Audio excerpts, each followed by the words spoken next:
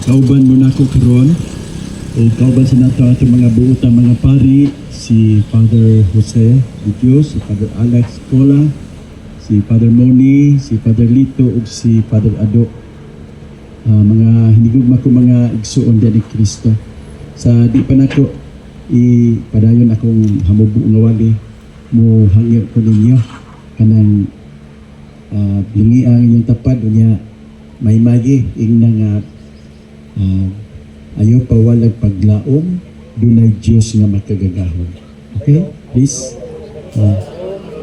Ayaw mga paglaom ka na yung Diyos na naglaom. Paano?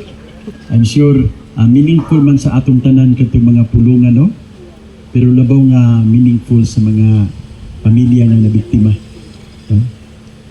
Di lang ta mapawalag paglaom. Dunay Diyos nga makagagahon. Na ay panultihon sa mga karaang tao, nagaingon ang kalipay nga ambitan mudaghan, ang kaguol nga ambitan makuhaan. Amen? Amen. O mo na nga nalipay ko karon diri,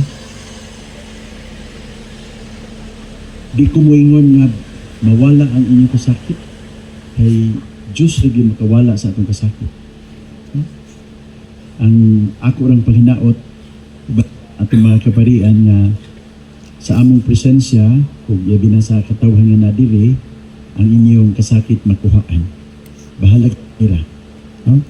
Basta makuhaan lang yun. I'm so happy na pagkahitabo ani pila ka adlaw nakita nako si Father JDD, ang padikura sa maong lugar na dinhina niya nagmisa niya nagpadayag ko sa iyahang presensya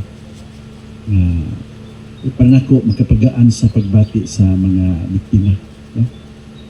Niya si Father Alex tung Cebu Caritas team wa gyud maglangan nagpahiluna puro nagpatigayon sa pagtunol og mga tabang sa mga pamilya nga nabiktima. Mao ni akong gidasig sa atong mga pari na kung naa ganito trahedya nga mahitabo na ay kalamidad, itag yung mga pari mag-una sa pagduol sa mga mabiktima nga mga tao. No? Kay para nako meaningful kayo ang kinabuhi sa pari na diha. Makita nimo dili lang sa iyang pagmisa kundi sa iyang paghatag og pagtagad sa mga tao nga anaa sa malisod nga kahimtang. Kanya kini maong pagdasig nako dili lang ni para sa mga pari kundi para sa tanan nga nagtuo og Dios. Ang atong pagsimba, ang atong pagsinulog, ang atong pagsunod sa puong Nazareno matagaag kahulugan kung kini atong pagaubanan sa atong mga mahigugmaong binuhatan. Amen? Amen. Alang sa mga pamilya,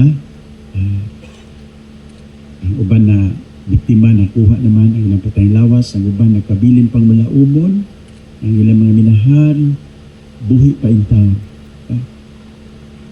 I talked to some of you, unya bati na ko ang inyong kahingawa. Sa panahon nga sama niini, ang hagit para nato i-surrender ang tanan sa Ginoo. Okay? I-surrender na to ang tanan sa Ginoo.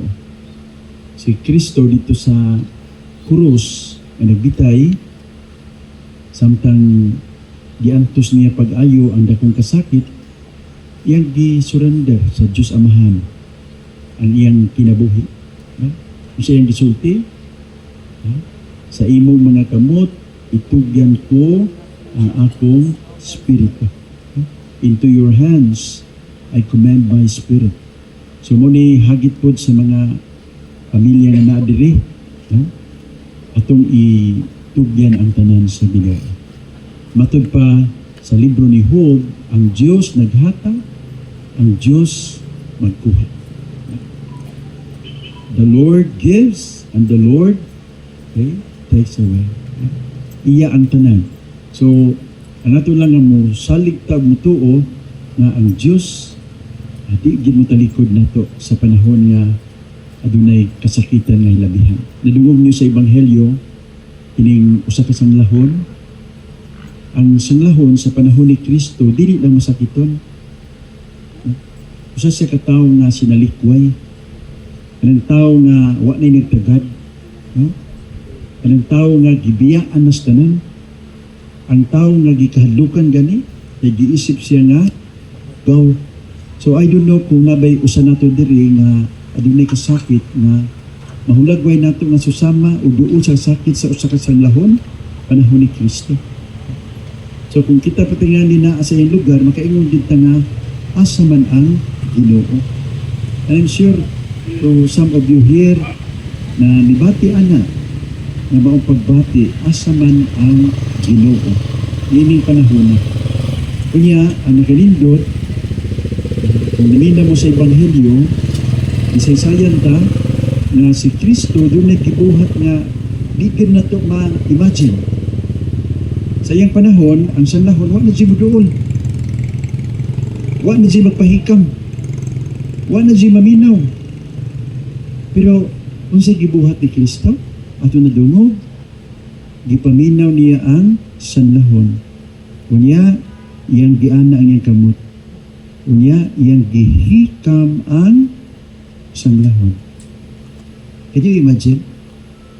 Ang tanan mibiya na. Pero niya ang Ginoo, niana siyang kamot. O mihikam.